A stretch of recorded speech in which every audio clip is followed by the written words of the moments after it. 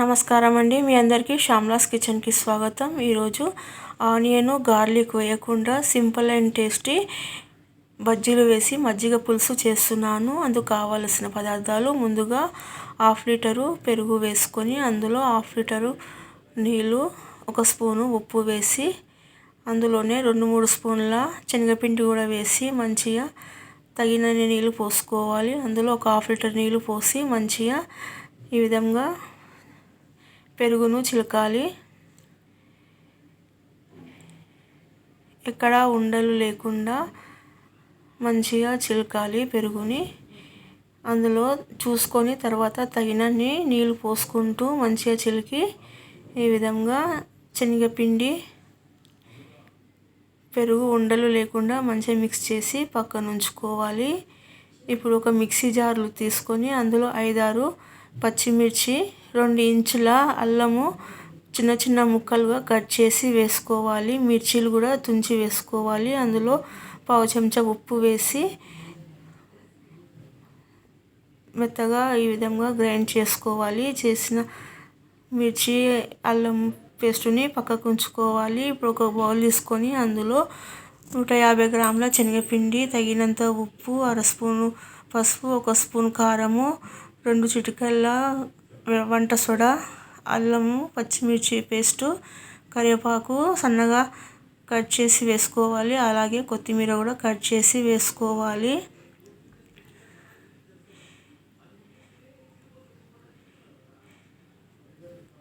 ఇప్పుడు మొత్తము మంచిగా మిక్స్ చేసుకొని తగినన్ని నీళ్ళు పోసుకుంటూ బజ్జీలకు సరిపోయేట్టుగా పిండి కలుపుకొని పక్కన ఉంచుకోవాలి.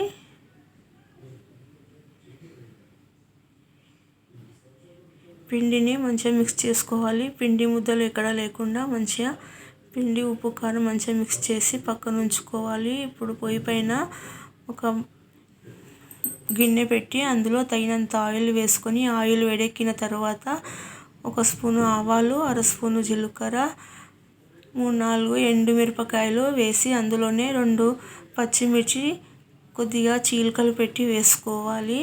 అందులోనే కొద్దిగా కరివేపాకు కూడా వేసుకొని మంచిగా మిక్స్ చేసుకోవాలి. మిక్స్ అయిన తర్వాత మనం ముందుగా నూరి పెట్టిన పచ్చిమిర్చి, అల్లం పేస్ట్ కూడా వేసి పచ్చి వాసన పోయేంత వరకు వేయించుకోవాలి. అడుగు మాడకుండా పొయ్యి సిమ్లో పెట్టుకొని ఈ విధంగా మంచిగా వేయించుకోండి. అందులోనే 1 స్పూను పసుపు వేసి మంచిగా వేయించుకోవాలి.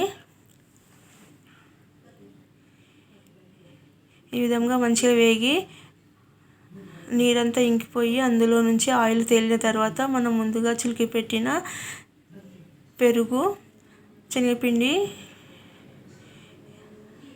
అందులో వేసి మంచిగా మిక్స్ చేసుకోవాలి. అడుగు మాడకుండా మంచిగా మిక్స్ చేసుకొని తగినంత ఉప్పు వేసుకోవాలి. మనం ముందు 1 స్పూన్ వేసినాం కాబట్టి చూసుకొని కొద్దిగా వేసుకోవాలి. ఇప్పుడు మజ్జిగ మరగనివ్వాలి. మరుగుతుండగా కొద్దిగా కొత్తిమీర కూడా కట్ చేసి వేసుకొని మంచిగా మరిగిన తర్వాత ఈ విధంగా మంచిగా మరిగి కొంచెం థిక్గా అయిన తర్వాత తీసి పక్కనే ఉన్న పొయ్యి సిమ్లో పెట్టి మజ్జిగ పులుసును మరగనివ్వాలి. ఇప్పుడు అదే పొయ్యి పైన ఒక కడాయి పెట్టి అందులో తగినంత ఆయిల్ వేసుకోవాలి. ఆయిల్ వేడెక్కిన తర్వాత మనం ముందుగా కలిపి పెట్టి ఉంచిన శనగపిండి బ్యాటర్ని చిన్న చిన్న ఉండలుగా వేసుకోవాలి. ఈ విధంగా ఒక్కొక్కటి నెమ్మదిగా వేసుకొని మంచిగా ఒకవైపు బాగా వేగిన తర్వాత రెండో వైపుకు తిప్పి మంచిగా బజ్జీలు మంచిగా వేయించుకోవాలి. గోల్డెన్ కలర్ వచ్చేంత వరకు బజ్జీలు మంచిగా కాలనివ్వాలి. ఈ విధంగా బజ్జీలు కాలిన తర్వాత